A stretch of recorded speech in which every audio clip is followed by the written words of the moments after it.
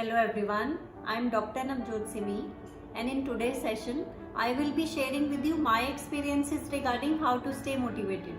So what is motivation?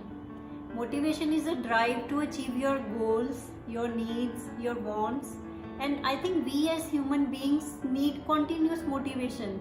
So in today's session I will be sharing my experiences through 5 mantras, which include: set yourself achievable and specific goals, self-esteem, awareness, letting go, and practice. I think you need to set specific goals which are realistic, and one thing you can do is you can break your goals into small and easy tasks which are easily achievable. And eventually you will feel that once you have achieved your goal, it will give you an inner boost and happiness which will further give you motivation.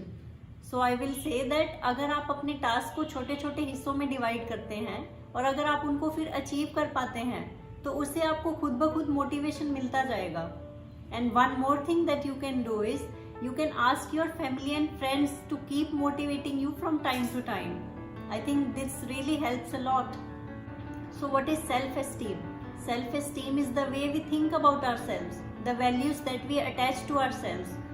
So I think ये हमारी general tendency रहती है कि हम खुद को time to time पे criticise करते रहते हैं कि आज मैं ये नहीं कर पाई, आज मैं ये नहीं कर पाया, मेरे को तो इतने टाइम में ये टास्क कंप्लीट करना था, मैं वो नहीं कर पाया. सो हम सबकी एक जनरल टेंडेंसी रहती है, खास करके ये टीनेजर्स के साथ होता है. We often feel depressed, sad, anxious, not able to live up to others expectations, या हमारे मम्मी पापा की कुछ एक्सपेक्टेशन है हम उस पर नहीं उतर पा रहे हैं. तो ये सब नॉर्मल चीज़ें हैं और जो हम सबके साथ होती हैं.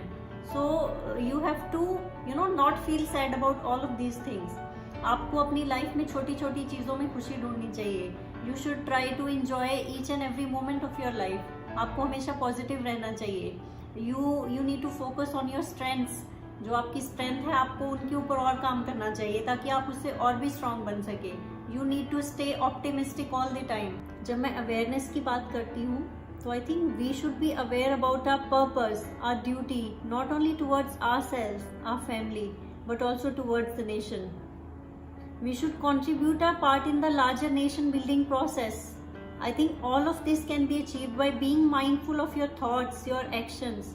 और मैं ये कहूँगी कि इसमें फिजिकल एक्सरसाइज, योगा, मेडिटेशन ये आपको बहुत हेल्प करेगा. This will improve your mental strength. You will be mindful in your own way. आपको खुद समझ आएगा कि ये चीज़ें मुझे अफेक्ट करती हैं, ये वाली चीज़ें मुझे नहीं अफेक्ट करती हैं, और किन चीज़ों से मुझे इम्प्रूवमेंट लेकर आना है खुद के अंदर. So I think being aware about yourself is a large step in achieving your goals. आपने भी ये महसूस किया होगा that sometimes things happen that are not so desirable. So we must learn to let go of those things.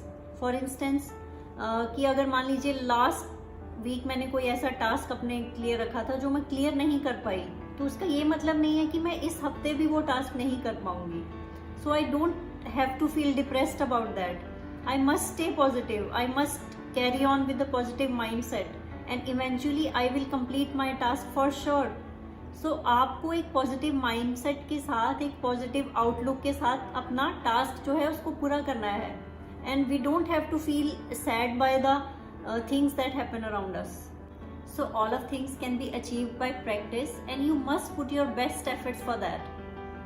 आप ऐसा भी कर सकते हैं कि आप उन लोगों या उन पर्सनैलिटीज़ के बारे में पढ़ सकते हैं, सुन सकते हैं जिनसे आप इंस्पायर होते हैं.